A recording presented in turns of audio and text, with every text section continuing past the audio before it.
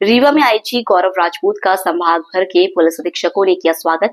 पत्रकारों से चर्चा करते हुए आईजी गौरव राजपूत ने कहा, अगर किसी भी फरियादी की थाना स्तर पर नहीं हुई सुनवाई तो हटेंगे थाना प्रभारी। और सोशल मीडिया के संबंध में चर्चा की गई तो उनके द्वारा कहा गया कि जो भी व्यक्ति भ्रामक खबरें और कानून व्यवस्था बिगाड़ने की कोशिश करेगा उनके खिलाफ होगी सख्त कार्रवाई।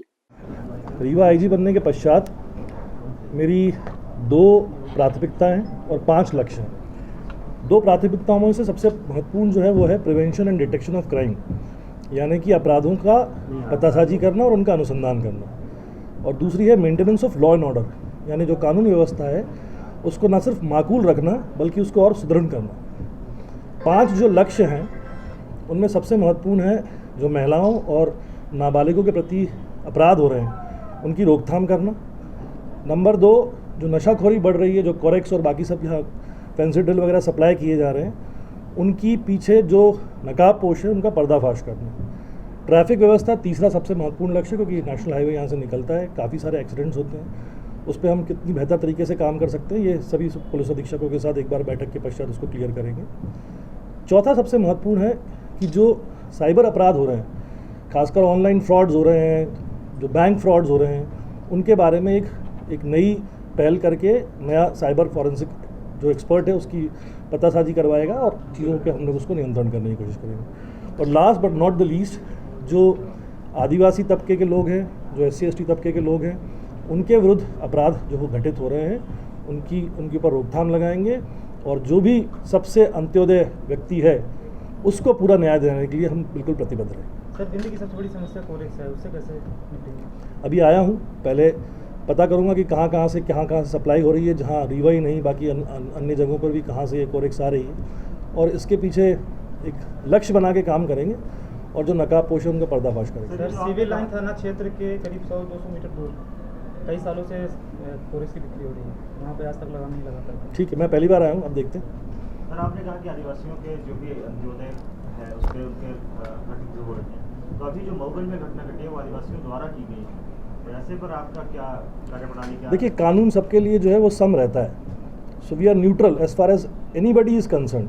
लेकिन हमारी प्राथमिकता हमने बताई है, क्योंकि हम लोग हमेशा संवेदनशील पुलिसिंग की तरफ भी रहते हैं। तो जो बच्चे हैं, जो नाबालिग हैं, जो आदिवासी तबके के लोग हैं, उनके प्रति हम संयमशील रहें, उनके प्रति हम संवेदनशील रहें, ये मेरी आकांक्षा है। सर, कुछ माहों से गन शॉट के मामले बिंद में बढ़े हैं, खासकर रीवा की अगर बात की जाए तो गन कहाँ से आ रही है और विदाउट लाइसेंस वाले इस तरह के मामले सामने आए हैं। ठीक है, इसके बारे में आपने मुझे संज्ञान में लाया है, इसके बारे में भी प्राथमिकता के तौर पे कार्रवाई करेंगे।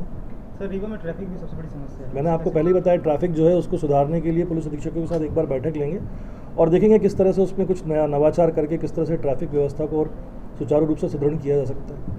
आपने सड़क दुर्घटनाओं की बात की है, तो सुहागे में आए दिन एक्सीडेंट होते हैं और कई बार बैठकें हो चुकी हैं, दूर से लोग मतलब PWD और डिपार्टमेंट के लोग बैठक कर चुके हैं, लेकिन ये जो मामला है केवल बैठक के ही सीमित रहता है।